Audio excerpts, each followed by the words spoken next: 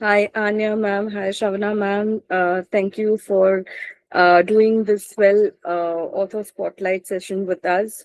To our listeners, to tell you a bit about our authors, Anya Foxon is an associate professor of religious studies at California Polytechnic State University.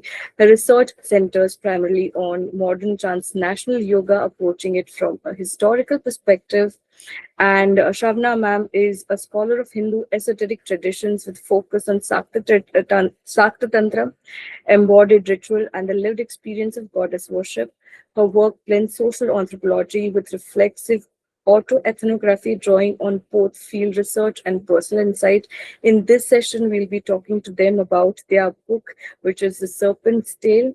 Hi, ma'am, and welcome to both of you on Swell Author Spotlight. To begin with, I'd like to ask Anya, ma'am, what sparked the idea for tracing a global history of Kundalini?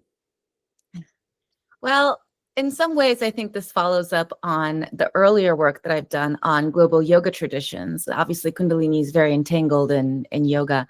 But really, it was Shravana who approached me with this topic. We had been, kind of in contact for a while. We were part of the same program unit at this big annual conference that we attend, as academics for our discipline. And one year, she just came up to me and she was like, I have all this really cool stuff from my dissertation project on Kundalini that I'm not really quite sure what to do with. And the more I talked to her about it and the more I looked at it, the more it was like, oh, this is perfect. And so that's kind of how it got started. That's lovely. I think I was talking to Shavna ma'am earlier as well, and we were just talking about why and how much do we need to shed light on this particular topic. Shavna ma'am, you mentioned that there is no single authentic model of Kundalini. What misconceptions did you most want to challenge through this book? I think the first and foremost is I'm a scholar practitioner of Goddess Tantra. And I've been on the path for 40 years now. And in the path, we don't necessarily have any practices or trainings that at least at that time, like 20, 30 years back, which would get bracketed as Kundalini practice per se. So there was nothing really dedicated saying this is Kundalini practice. And that is where really the conundrum begins. Like, what are we talking about when we're talking about Kundalini? So one of the first misconception that comes up is, what are we looking for when we are using the term? So that was the first one. Like, are there a bigger trope of energetic bodily practices that in this complex transmission history, and that's what we show in the book, they all come together as Kundalini practice. So that's one. The second one was the serpent versus the heart.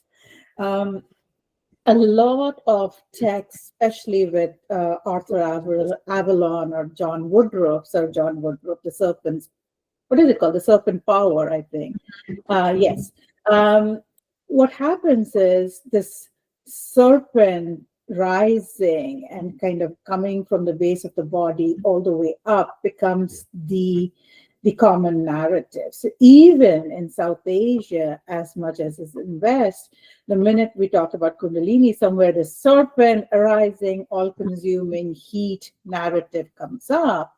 But when we speak to tantric adepts in the field, when we speak to practitioners who are advanced, they don't necessarily define it in that way. For a lot of them, it rises from the heart, it melts in the body, it has this trope of love, compassion, oneness with the divine. And so that is another very big misconception that we wanted to address in this book, stating that both models exist and it's not, neither one of them is a valid model. And there are a set of practices that do get clubbed under this Kundalini practice. Right. And serpent actually is such a powerful and contested symbol. So, Anima, how did its meaning actually shift from uh, one culture to another as you moved across cultures, time periods, and traditions? Yeah, I mean, I think that's one of the really interesting things that happen, because especially given that Kundalini now is this global thing and it is this synthesis of kind of South Asian and then also European, North American traditions, the meaning of the serpent can be really, really different between these two cultures. And so, of course, once you get into the West, you have all this baggage with like the biblical serpent, right? And this is the thing that causes the downfall of humanity.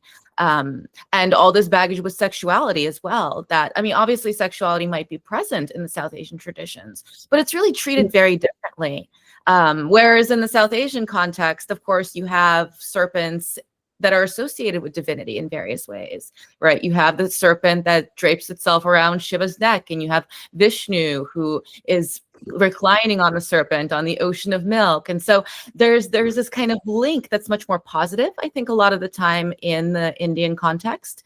And even in the Western sources where the serpent might be viewed more positively, you know, some of this Gnostic material that we look at in the book where it becomes a source of divine wisdom, maybe, there's still this kind of anxiety that I think you really just don't see in the same way. So there's a lot of really important differences there. But then on the other hand, you kind of witness how the serpent maybe is the thing that pulls all these stories together. Because if they weren't able to latch on to this common image of the serpent, then there might not have been as much of a reason to even think about these experiences, which might be really disparate in relation to one another. So it kind of has this dual role where on the one hand, it really highlights the differences, but also like it really kind of binds things together on the global stage. Right, right, absolutely. That's such a wonderful insight there. So, Kundalini connections with sexuality are often misunderstood or sensationalized. What were the biggest myths that you both wanted to unpack when it comes to the whole connection with sexuality? I think there are two. First is the difference between Tantra and Neo Tantra. Now, as scholars, we are very well versed in these two worlds where we can distinctly. The problem here is that Tantra is used in both the sets, Tantra and Neo Tantra. So, for a large majority, and I would say this would be non scholars, they don't see a difference. For them, Neo Tantra is the same Tantra as Tantra, right? So, one of the things is to kind of differentiate where sexual practices, sexual fluids are present in Tantra, but it is present in a very particular sense of the way. And two, they are at play in a very particular ritual settings. So, in other words, there is a container within which these fluids have a role to play. But when we extrapolate that and apply it to Neo Tantra kind of completely centers on sexual practices. And it now is devoid of the container. It does not have the ritual, it does not have the teachings and the community that kind of engages with these practices. So that is one very distinctly different approach that we wanted to talk about in this book distinctly, because a lot, we live in a global society. There is no more a East and a West, and that's why we've titled our chapters that way: East meets West, West meets East. So it's such a exchange of ideas, and with social media today, it's even more so a global community. So that was one. The other one is on really gendered lives. Now, society somewhere, we're conditioned, oh, this is a woman. You start using pronouns as she, male, he, like the pronoun, there is this whole, I would say, pronouns people are challenging the pronouns, great in the society, but in ritual spaces, we truly have the ability to experience the non-binary nature of our gendered social being. And Kundalini practice is for sure, I would say, hands down, um, a practice that enables a majority of the practitioners to start experiencing the non-binary existence of the societal gender within us. So those were the two things. Beautiful. So when is a person really ready to initiate themselves into Kundalini practice?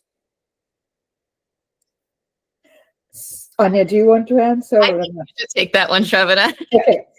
Um, that's complex. What is readiness? Because the minute we talk about initiation and readiness, we are now talking about power dynamic, hierarchy, even for sometimes even caste for that matter.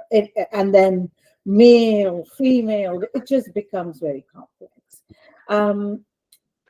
What we would like to offer is one, everybody can practice. There is no reason for you to be coming from a particular sect of the society, or for that matter, any particular pigmentation of the skin that requires you to practice or not practice. Second, we've always said go slow. Pause is very key. Letting it marinate. We are in this world of, excuse me, I hope this can be edited. We are in the midst of almost a global culture of experience collectors. We just love to collect all kinds of experiences, and in the pursuit of collecting the experiences, we just roll from one to the other, to the third, to the fourth.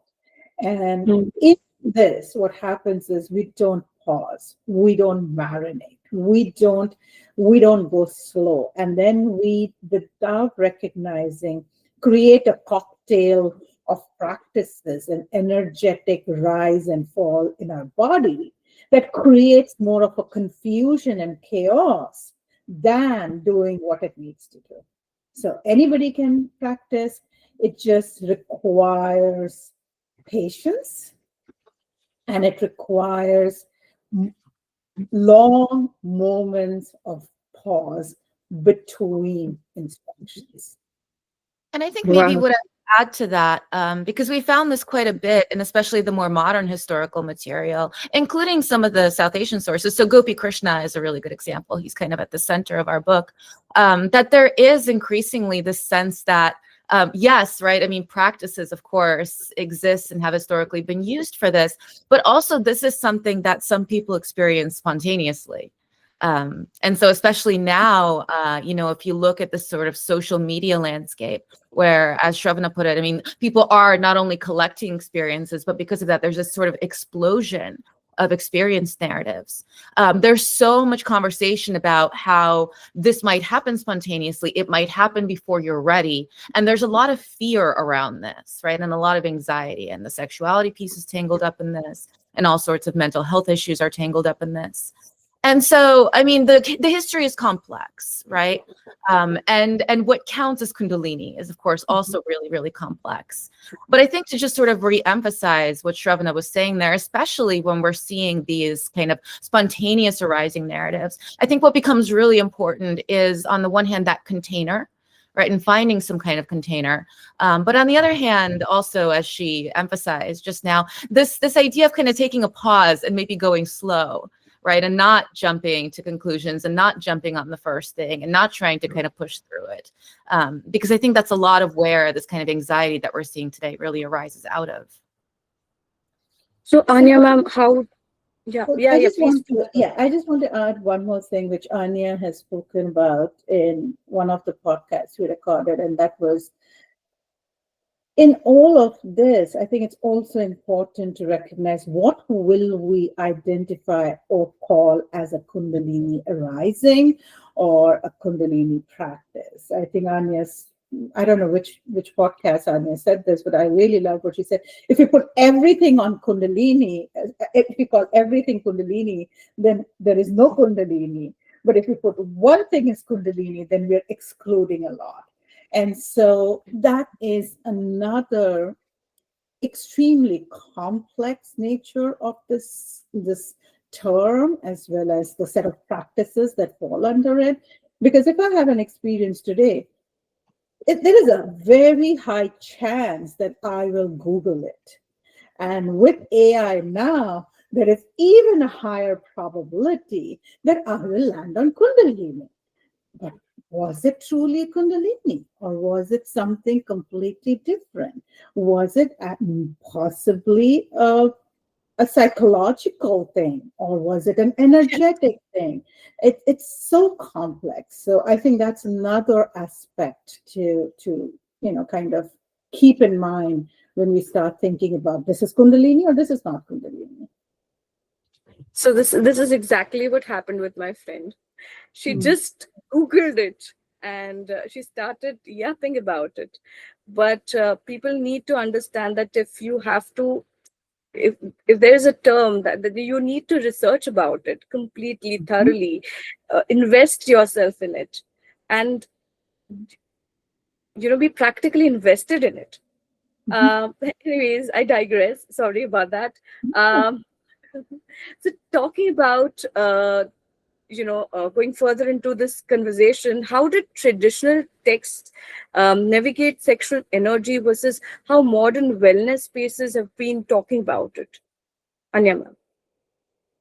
So, I mean, you definitely see this conversation around sexual energy in the traditional text, and by those, I mean, let's kind of define that a little bit, right? These practices begin emerging in texts from the 8th century of the Common Era onwards. So we're talking about stuff that, on the one hand, has been around for quite some time.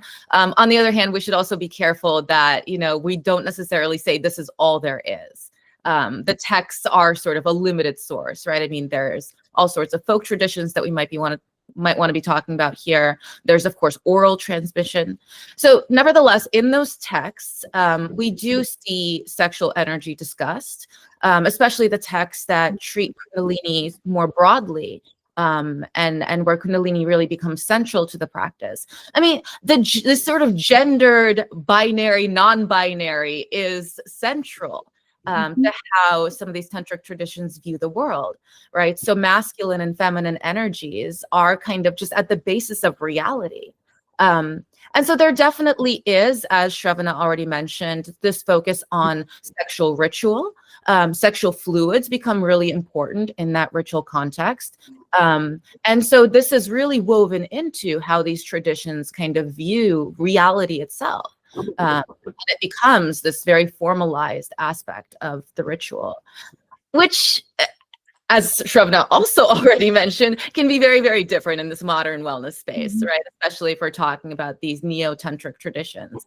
I mean, I would maybe push back a little bit and say that it's not that they don't have any container. I mean, usually, at least if teachers are doing this stuff responsibly, right? I mean, they are trying to build community. There is some kind of interpretive structure, usually that's drawn from a mix of South Asian traditions and, whatever Western stuff they're drawing on, which is why I think it was important for us to bring those two streams together in the book. But yeah, it becomes about something else. I mean, and I think in the best variants, the ones maybe are doing something useful, it maybe becomes about therapy. Right. So there's a lot of conversation in these wellness spaces around recovering from sexual trauma of various kinds, right, where it becomes this kind of space of healing, which is great. Right. We're not necessarily saying there's anything wrong or even inauthentic about that, but it is very different from what this would have looked like in the kind of older South Asian context. Right. So I have a question here, which is, I mean, I don't know how it sounds, how it comes across, but does one need to be a virgin to have their Kundalini, or a non-virgin to have their Kundalini awakened? This is just popped up in my mind. So this goes so no, simply put, your virginity doesn't matter male or female. It does not have a very large role to play, because this takes us to the another very complex category of celibacy. Now, a lot of people, sorry, my a lot of people, when they think about celibacy, sexual practices, virgin or not virgin, they think of it in the context. A lot of people think about it in the context of penetration, or the final act of losing your virginity in this case.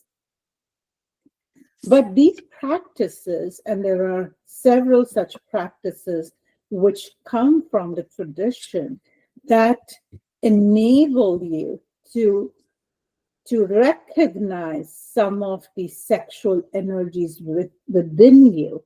So you can continue to remain to be a celibate, but you can very well have the sexual energies work within your body to work with, in this case, say, Kundalini. Now, the reason why, in my limited understanding, Kundalini energy or Kundalini awakening gets associated with sexual energy or orgasm in this case is primarily because it feels somewhat similar. Primarily because it has that kind of, an altered reality and experience. So that does not mean you cannot be a celibate. I'm so sorry, just give me a second. Gigi. Sorry, this is allergy season for me, so I have this issue.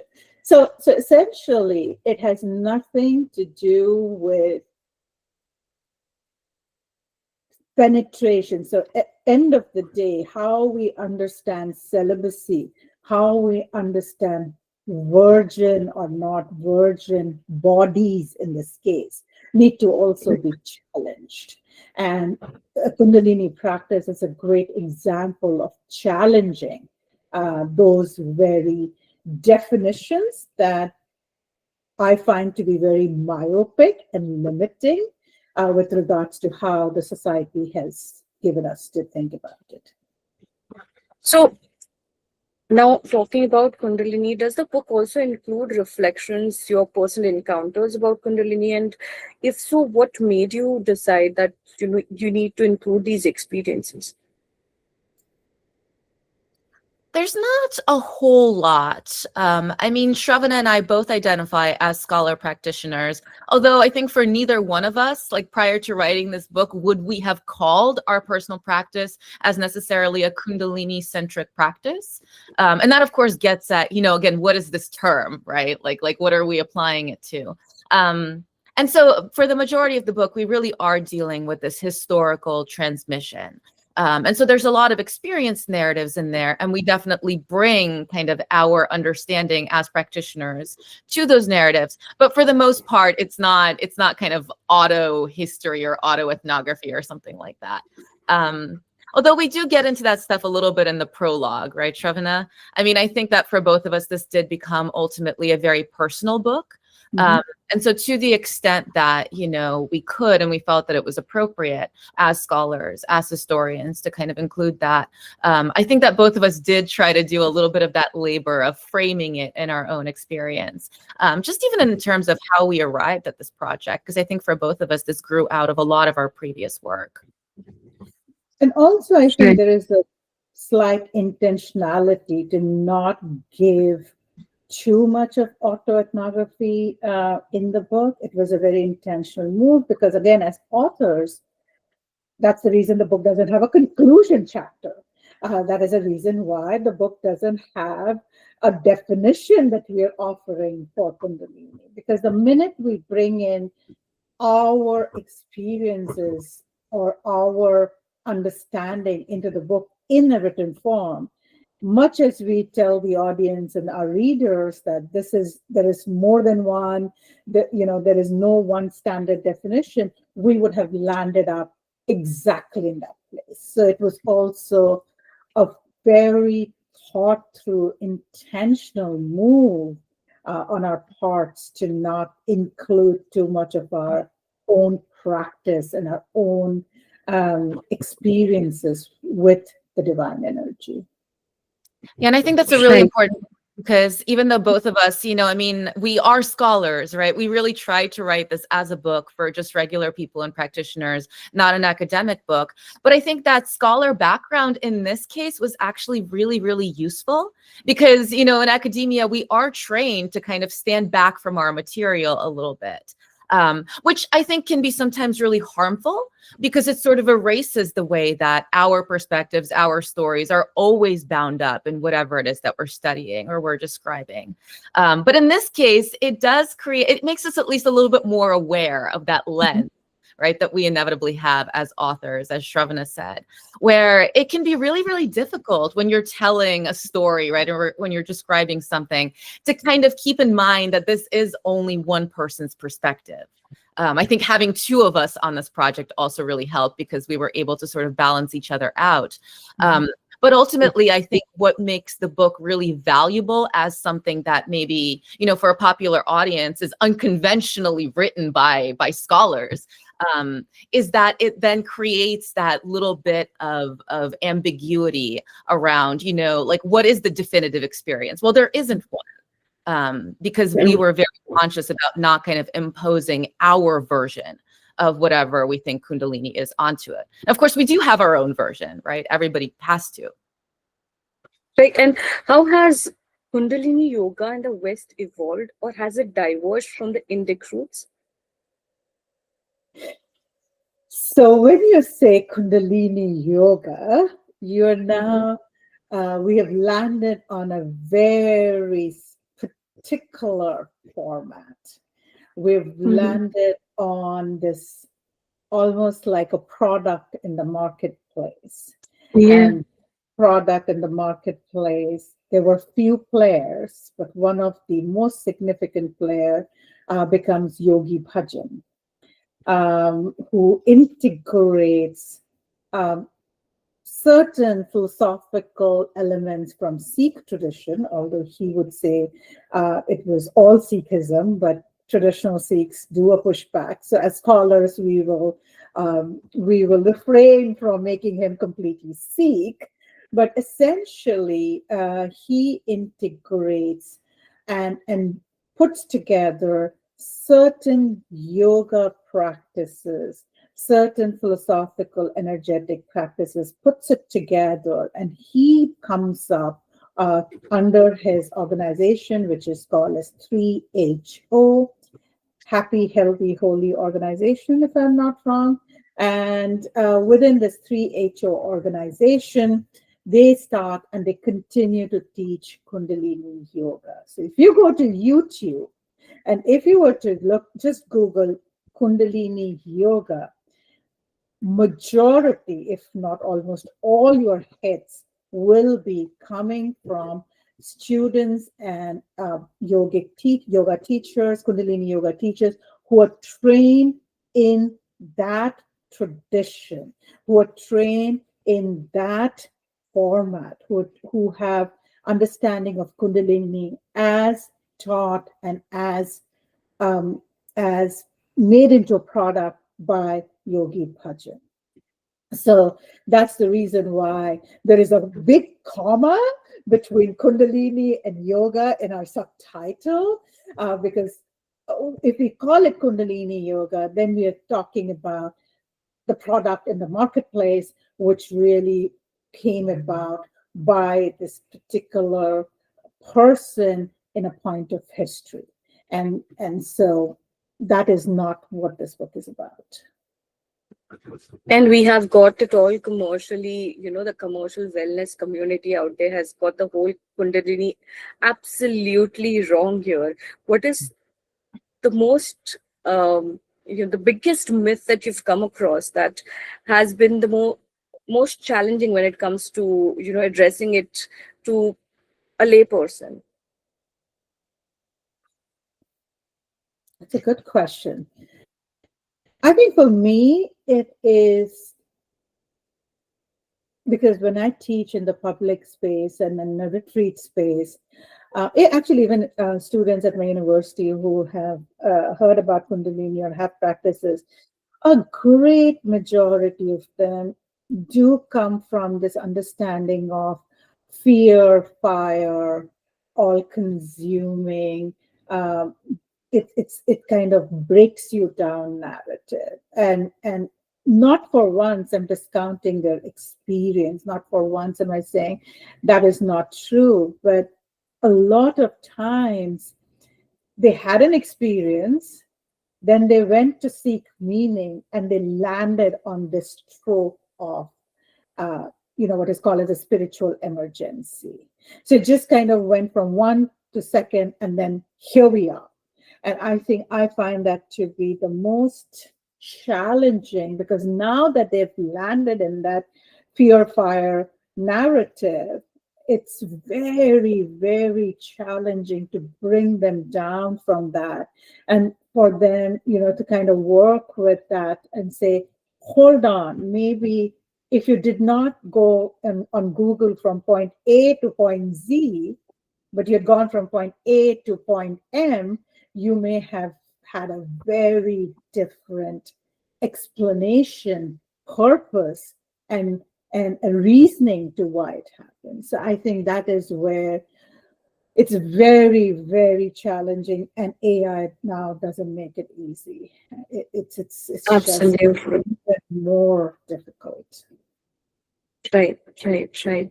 So before we sign off, ma'am, what can readers expect from the book, and how has the feedback been so far for the book?